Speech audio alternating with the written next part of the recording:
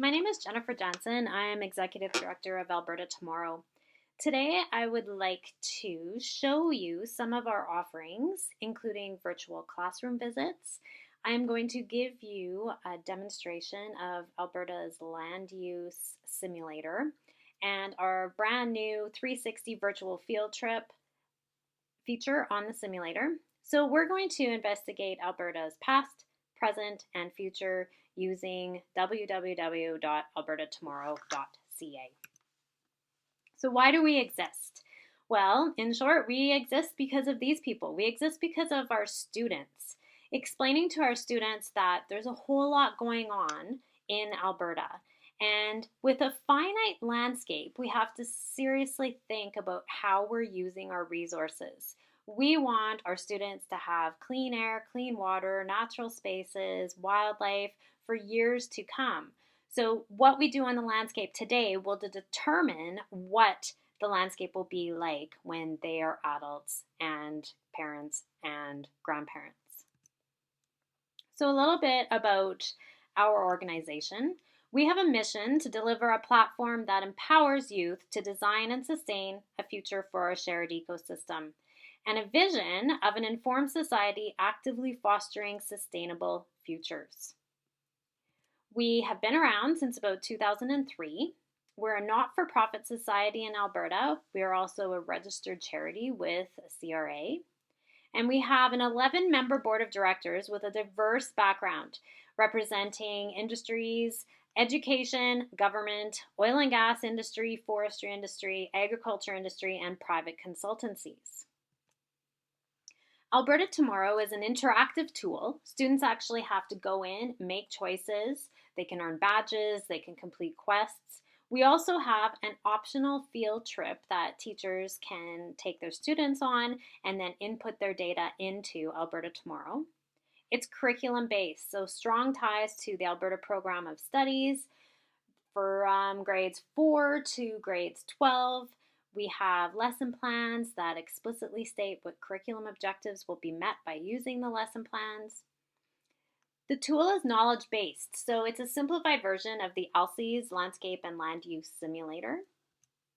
It's innovative. Nothing like it exists in the educational field. And it's bias neutral. I showed you our board of directors that is made up of all those different industries, government, education. We're not here representing any one industry. We are basically presenting the science and the research, saying what's happening in Alberta and what might happen in the future. It's web-based and totally free. So the all-new version was released last May. The previous versions you may have seen were a little bit different, but had the same overall goals. The new version 6.0 has all new animated videos, which range in length from about 30 seconds to 3 minutes in length. The ability to change the landscape, users get to choose where they want the landscape to grow and by how much. It's watershed based. So you can look at a large drainage basin, or you can go down to the sub-watershed level. We have an all-new climate change module. You can run your scenarios for the future, assuming no climate change, mild, medium, or hot climate change scenarios, and see the difference. We have a new area called Systems Observations, where we have various videos and pictures on the satellite imagery that you can click on and just explore the province.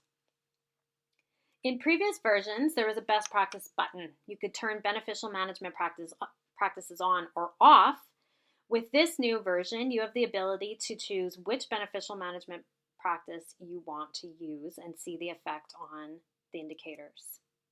We also have an all-new, it's ready in February, 360 virtual ecoregion tours of all of Alberta's natural or ecoregions. So we can offer you free software, free videos, free lesson plans and learning materials, free virtual ecoregion tours, a field trip format and citizen science tool, and free virtual classroom visits and webinars. We ran a webinar last spring with Guardians of the Ice talking about water quality, glaciers, and climate change, and we will be doing another one this spring, likely focusing on fish, water, and climate change. So let's head over to the website itself, www.albertatomorrow.ca, and I'll show you how the simulator works.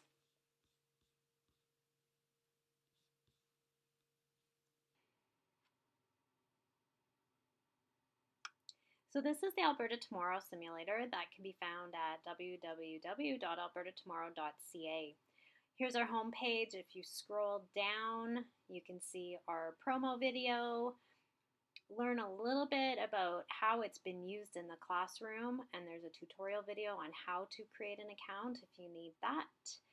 There is a download to our virtual and in-class classroom visit. You can see some of the curriculum links and objectives here. A trailer for the Guardians of the Ice documentary. Alberta Tomorrow and Guardians of the Ice have partnered together to make lesson plans on climate change and Alberta's glaciers. And if you continue scrolling down, you can see the link to our Canada Tomorrow site and our promo video there. And all of our sponsors are at the bottom. So there is the current version of Alberta Tomorrow, but I'm here to show you the new version.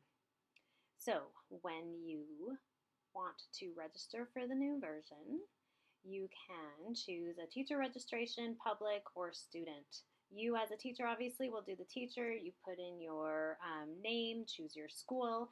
Your students then would then find you under the school and then under your teacher name. So I'm going to log in. I'm registered as a teacher, so we will have access to all the teacher resources and lesson plans. So you can complete your profile up here. The dashboard then just shows us what's going on, what I've done already. Under the teacher resources, you will find all the lesson plans. So some of these top ones are the Guardians of the Ice, water quality, glacier, climate change lesson plans, and they're all searchable. So this one, for example, has the grades that it's applicable to, the file download where you will find the actual lesson plan, and the videos that are used in that lesson plan. Some of the curriculum tags are here, so if we go to view details, it has everything there, and you can download the lesson plan from there. Once again, if you're just looking for something for, say, grade 7 science, you can just type that into the filter.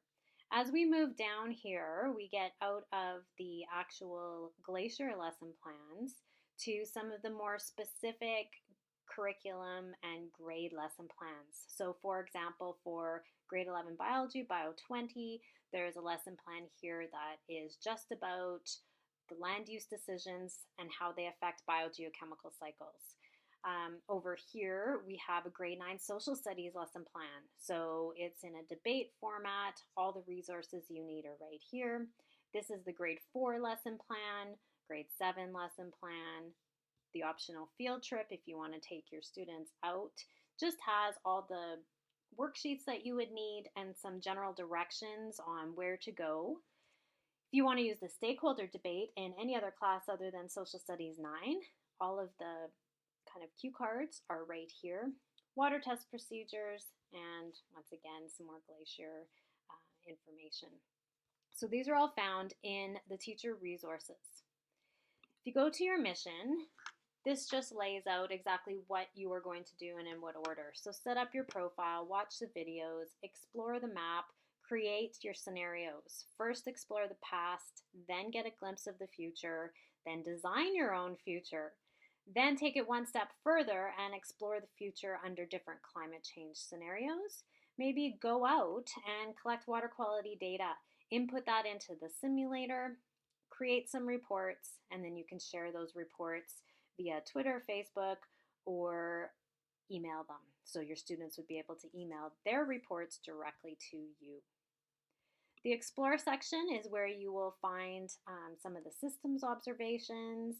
You will find the 360 field trips, which I will show you later. Under the videos section, there is a whole set of tutorials. So how to register for an account, the overview of the simulator, what your mission is, how to run a historical simulation, how to create a business as usual scenario, how to create your own land use plan, how to create an observation, how to use the climate change tool, and how to share reports.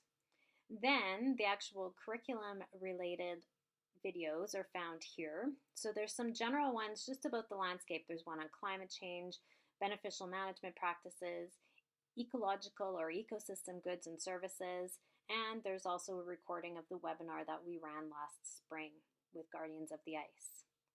Each of the environmental indicators has their own video. So natural landscapes, caribou habitat, grizzly habitat, fish habitat, water quality. The water quality video has a full nitrogen and phosphorus cycle in it. Greenhouse gases has a full carbon cycle in it. Then human population, GDP, oil and gas industry, what are the benefits and the drawbacks, forestry industry, benefits and drawbacks, agriculture industry, benefits and drawbacks, water consumption, talks about watersheds, and has a full water cycle. Then all of the videos that you will find on the simulator are also listed here. So you can just look at the Athabasca Glacier, see a glacier calving, see Peter Lemieux, who is kind of an expert on the Columbia ice field, has been running educational programs there for over 25 years, I believe. There's the trailer for the Guardians of the Ice. Dr. Ali is a glaciologist from the Ice Core Lab at the University of Alberta, and she talks about the importance of glaciers, her research. We've got a video talking about fish kills in lakes in central Alberta. See how an ice core is actually cut for analysis. Talk about native trout in Alberta. You want to go and visit the sand dunes up in northeastern Alberta, you can do that. Go to Writing on Stone Park. So these are videos that were done by Michael Short. So all of those are found on the video section. If you're to create a scenario, you would do so in the scenarios section. This will also save all of the scenarios that you have already created. Under observations, this is where you would actually create your observations. You can create water quality observations or just general land use observations. All the reports that you have created would be found in the reports section. The achievement section has the badges that you have earned by using the simulator, also the quests that you have the option of completing as you are using the simulator. More quests to come, especially with the release of the 360 virtual field trips. And then lastly, we have our leaderboard. So you'll notice up here there's a point system, there's a school leaderboard, as well as global leaders. So all users in the system, and we have close to 16,000 users. So your students can compete with each other. They can also compete with everybody else using the simulator. So that's kind of an overview of the simulator. What I would like to do next is take you to the scenario section where we will actually create 3 different scenarios. Okay, so what we are going to do is we're going to go up here to create a new scenario. And the first type of scenario we're going to create is a historic scenario. Now, the historic scenario will take us back to the year 1910. And as you can see, we can explore any area of Alberta, so any area within the Great Slave drainage area or the Nelson River drainage area. Since this is the Calgary Teachers Convention, we will look at the Nelson River drainage area. Within the Nelson River drainage area, then, we can choose any of these watersheds. I'm going to choose the Bow watershed. And then even within the Bow watershed, we can choose any of these sub-watersheds. So Elbow River watershed, Jumping Pound, if you're in the northern part of Calgary, or the Lower Bow. But for our purposes today, I think we're just going to keep it as the entire watershed. Click Next. I'm going to name this my past Bow and run the scenario. Right now, we are looking at kind of the map view, but what I can do is I can change it to the satellite view. So that's what I will do up here with the little purple box. So I'm going to change to satellite view. And if we zoom in a little bit just to get a better view, we can see that the Bow watershed runs from the Rocky Mountains then all the way past Calgary. And we are looking at what the landscape looked like in the year 1910. So what are these colors representing? First of all, orange is agriculture, which you notice there is none of. Yellow is grassland. Blue is open water areas. Light green are wetland areas, so sometimes they could look like open water or maybe they're just wet areas. Dark green are forested areas. Purple are urban areas, gray represents industry and transportation, and white is alpine or exposed. So as we can see, the map right now has no orange, which is agriculture, and no purple, which are cities and towns. Now, if we look up here, we have a set of 6 environmental indicators and 6 social economic indicators. So if we click on the environmental indicator, it talks about what is actually being measured, and there's a link back to the video that talks about the natural landscapes. Each of these indicators have the video link as well as an explanation.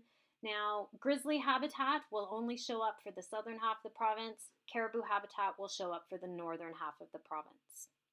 So we are looking at natural landscapes, grizzly habitat, fish habitat, water quality that takes into consideration phosphorus runoff. So that's the indicator we're using for water quality.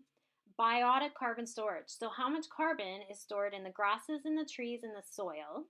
And of course, if it's stored there, then it's not in the atmosphere. So this is representing man-made greenhouse gases. Now, if we look at our social economic indicators, it shows that there's 0 people living here. And of course, that's not correct because Calgary existed as well as all the Indigenous people that lived in the area, but they were not using the landscape the way we use the landscape now. And the actual footprint is negligible. So for our social economic indicators, we're looking at human population, GDP, and for younger students, all they need to understand is this is the amount of money flowing through the ecosystem. And remember, for each one of these, there's a video that explains what it is. We're looking at how much oil and gas production is there, how much forestry is taking place on the landscape, how much agriculture is there, and for water consumption, how much water are we actually using. So I'm going to go down here, I'm going to press play, and we're going to see 110 years change before our eyes. You can tell that the map is changing based on how the land use has changed, and the indicators are changing at the same time based on that change on the land. So remember, everything we do on the landscape affects the air, the water, and the wildlife, and we are actually seeing that effect right here. So if we take a closer look, the 2 largest changes that you'll see on the map are we gained in purple and orange. And if we look over here, it actually shows us exactly how much we gained or lost in each of the landscape types in that 110 years. We can look at it that way, we can look at it this way and see how things have changed.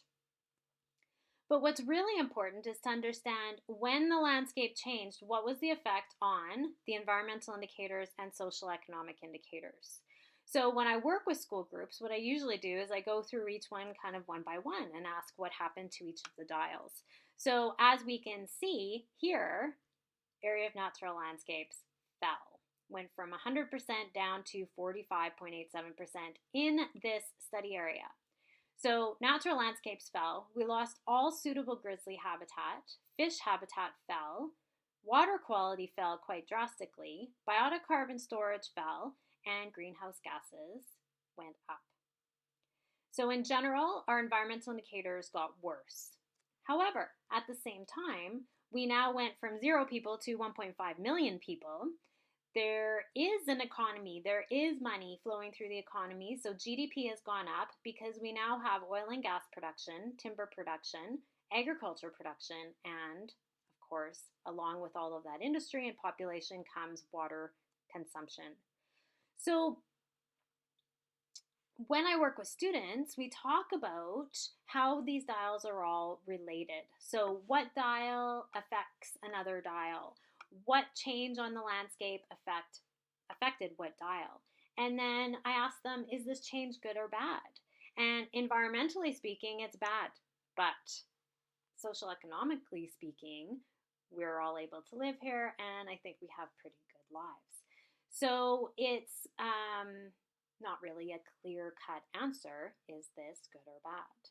Now, for this time period, we can also see what happened, how the temperature fluctuated and how precipitation fluctuated. We can also go up here and we can actually look at how the temperature changed over time.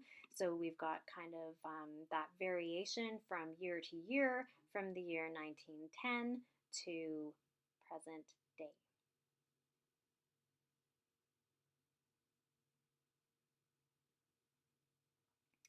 So this is the historical simulation. Lesson plans will walk your students through what changed over time and draw their attention to certain things. This is how we can understand that when we change the landscape, it changes the social and environmental indicators and ultimately affects us. The next scenario we're going to look at is a business as usual scenario. Okay, now we're going to create a business as usual scenario. So this is a term that's used quite often in industry to represent what may happen in the future, assuming that the trends we've seen in the last, say, 30 years continue into the next 30 years. So once again, I'm going to create a scenario for the Bow watershed. I'm going to hit next. And this is our Bow BAU for CCTCA.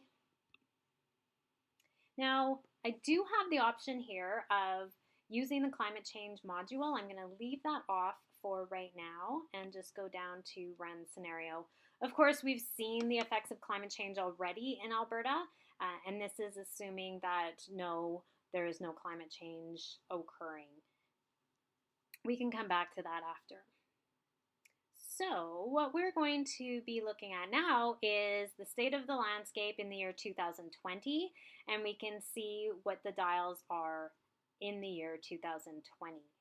If I press play, we will then time travel 30 years into the future and see what may happen to this landscape. So here we go. We can see Calgary growing quite a bit, expanding to Airdrie. And if I zoom in a little bit and press play again, we can see, looks like we're gaining agriculture in some areas, but we're losing it in others because of urban expansion.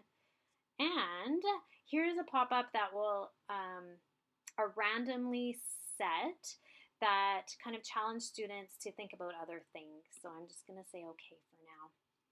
So if we want to know what's happened to this landscape, we can just look here and we can see that we actually lost agricultural land, we lost grassland, water stayed about the same, we lost wetlands, we lost forest, and we gained a whole lot in cities and towns. We also gained in industry. And what was the effect on our dials? Well, if we look at this dial, we lost natural landscapes, which is no surprise based on what we saw down here. So students can explore all the different dials. If they forgot what a dial means, they can go back and they can watch the video again and try and figure out, well, what's happening to all these dials, and is that in fact the future that we want for this watershed? And I would say that 99% of the time, students say, no, this is not the future that we want. And so the question then becomes, well, if we don't want this as our future, then what do we want and how are we going to get there? And that's how we go and do our third type of scenario, which is our own personal future land use plan. And I'll show you that next. So the third and most important type of scenario we will create is a land use scenario. So this is the most interactive scenario where the students actually get to pick what they want as a future. So once again, we're going to set it to the Bow watershed, and I'm going to name this My Future Bow, and this is for CCTCA. So you'll notice that the first step then is to set some goals for the next 30 years. So we know where natural landscapes is right now. Where do you want it to be in the next 30 years? By this time, the students have watched the videos, they've done the past plan, they've done a business as usual plan. So they should have a good idea of what affects the different dials. So I am going to just randomly set some of these. Depending on the grade of the student, will determine how realistic these goals are set right away. So for example, grade 4 students would want 100% grizzly habitat right away, and sometimes they need a little bit of coaxing into thinking about, well, do we really want 100% grizzly habitat here, and how could we get that 100% grizzly habitat? We would likely have to remove all humans from this watershed. And is that likely to happen? Probably not. So what I'm going to do is I'm going to set these as what I call the average typical Albertan. And I think the typical Albertan, many of us, want everything. So we want there to be more natural landscapes in the future. Yeah, we want to have some grizzly habitat. Realistically, how much can we get? I want fish community health to get better because the fish are doing well. That's an indication that the water's doing well. And I certainly don't want my water quality to go down. I want it to keep going up. I want there to be more carbon stored in the grasses and the trees and the soil. And I want our greenhouse gases to go down to help mitigate the effects of climate change.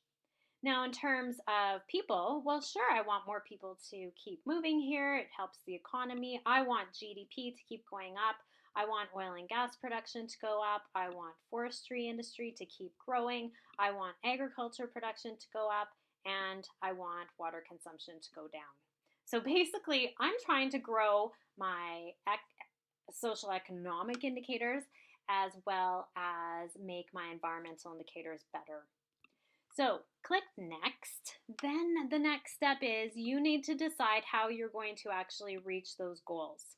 So for example, if I want natural landscapes to go up, I'm going to go up here, I'm going to click on the grassland icon, and I'm going to say, well, up here by Airdrie, this used to be grassland. I'm going to change that into grassland in the future. I'm going to see if the simulator will add 26,000 hectares of grassland there. I also want to add some grasslands here, and I'll put some grasslands back there. I wonder if that will allow me to reach my goal. I'm going to create some more forest, or return some of this area back to forest. And geez, I'm realistic. I know that Calgary is going to keep growing. So let's have it grow this way and maybe towards Airdrie to the south. I can change these levels in certain areas. And you know what? I don't want another flood like we saw in the past, so I'm going to create some wetlands in front of Calgary and in front of Cochrane to try and prevent damage from flooding. So this is a guess. This is what I want the simulator to do to the landscape. It's not always going to be possible to do that. For example, I couldn't just put cities and towns on top of rock and ice. It's not possible. And there are probabilities that will determine whether it is possible to grow the landscape there or not. So I'm going to click next. The next section we're going to leave for now, but we're going to come back to it for sure. So in this section, I can change the level of industrial activity happening on this landscape. So how much oil and gas production is there? How much forestry is taking place? And I can also choose which beneficial management practices I want to use. Now, of course, students have already watched the video talking about beneficial management practices, and there's an explanation here of what best practices in terms of fertilizer application would be. I'm going to run my scenario without taking these into account, and then I'm going to come back to it. Also, I'm going to leave climate change off for right now, and I'm going to click Run Scenario. So remember, I set some goals. I want to try and reach those goals. Also, I told the simulator where I want the landscape to grow. And if it's possible, that landscape will grow in that area. So I'm just going to zoom in a little bit. We're focusing here on Calgary and press play, and we'll see if I can in fact reach my goals or not. You can see the landscape changing where I wanted it to change or where it was possible. And if I look up here, I can see, if the dials are or the dots are red, I didn't reach my goal. If it's yellow, I got close, and if it's green, I did. Wow, I did not do very well. So there are different things to consider. Were my goals unrealistic? In that case, I can go and I can actually change my goal right here. Or were my changes not great enough on the map to reach those goals? So I can go back to my edit button and I can say, no, I want to reach that natural landscape, so I'm going to add more grassland all through here. Run the scenario again and see if I can reach my goal. Now, you will notice that I wanted to increase my natural landscapes, but I also wanted to increase my agricultural land. That's not possible because they're taking up the same space. So this is an example of a trade-off. Am I willing to accept the trade-off of losing some agriculture so I can gain natural landscapes? And some people may accept that, some people may not. And that's fine because everybody comes from different perspectives. So I'm going to press play again and run my scenario and see if I can, in fact, reach any of my goals. And a challenge has come up. I am 3/4 of the way completing this challenge. I'm not going to do the challenge right now, but it would give me more points if I did. So I still haven't reached my goals. I would have to go back, maybe change my my actual goal, or let's go back here to management practices. So I can increase the level of industrial activity. Oh, you can see then I reach my some of my industrial indicator goals, or I can lower the amount of industrial activity and see if that's going to allow me to reach some of my other goals. Now, in terms of best beneficial management practices, do I want to use fertilizer application best management practices? You'll notice that I got closer to my water quality goal just by turning that on. Do I want to conserve water in the agriculture industry? Look, swimming pool use or how much water I use went down.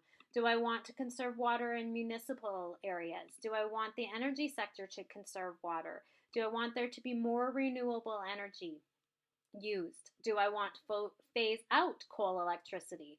Do I want to conserve electricity and heating in our homes? All of these things are going to help get my greenhouse gas emissions down. Do I want to increase the use of electric vehicles, more walkable, denser cities and towns? Do I want to decrease the environmental footprint? Do I want to increase the amount of carbon capture and storage that we do? And by doing that, you can see, oh, now I have come close to reaching some of my goals. I've reached some of the other ones. I still am not quite there yet. So I would still need to go back and make some changes to either the way I'm changing the landscape or to my goals until I've come up with a plan that I've reached my goals.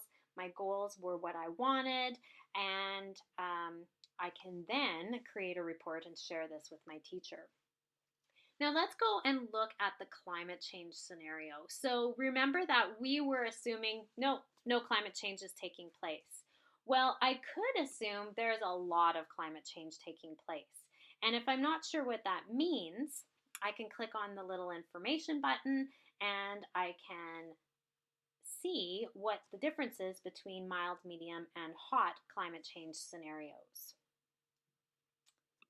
So when I click on this, it talks about hot, where we got the data from that is going to inform this scenario, and it basically means that there's going to be a lot of change in greenhouse gases and not a lot of mitigation is taking place. So we're not doing a whole lot to try and get our emissions down. And if I run the scenario once again, then I can save this scenario and I can compare it to no climate change. So this is how your students would make a plan for the future and save it. Now, if I want to create a report, I would just go down here to create a report, and I can say choose my Bow watershed. Oh, sorry, this is a report I've already created. I can create a new report, and let's see where my scenarios ended up. As you can see, I have a lot. So I can choose my historic, I can choose my business as usual, and I can choose my future land use plan with the hot climate change scenario and launch a report. So this is going to compare all of them. I can save this report. I can then share it with my teacher via email, or if you're old enough to have Twitter and Facebook. So this is a really good learning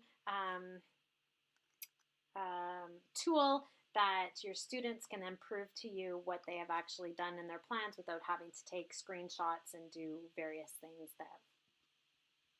Remember that if you are using another organization and going out and collecting water quality data, you can encourage the students to then use the Alberta Tomorrow Simulator to put their water quality data in. So for example, here we have some water quality data from the Elbow River watershed.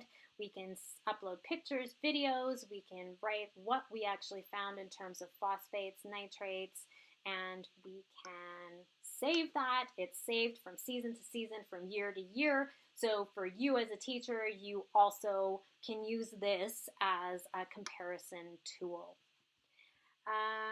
The last thing that I want to show you is one of the most exciting things, and that is our ecoregion tours. So if you look on the satellite imagery, you can see these cameras, and if I click on the camera, it's going to take me to my Kula 360 virtual tour. So I'm going to just go to play sound. And you can see there are 6 different virtual tours. I can move around, I can go up, I can go down, and we can also go to different hotspots. So for example, I can click on plants, and I can learn about the different plants that you would find in the boreal forest. I can also go to look at landforms, talk about forest fires. What about species at risk? What species at risk do we find here in the boreal forest?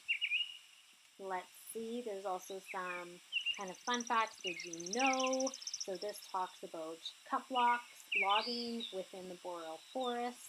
And if we look at species at risk, here I can see 4 different species at risk that all exist in the boreal forest, and also adaptations that they have for life at the forest, in the forest. We can talk about peat bogs. You can zoom in, you can zoom out. Sorry, my computer's having problems.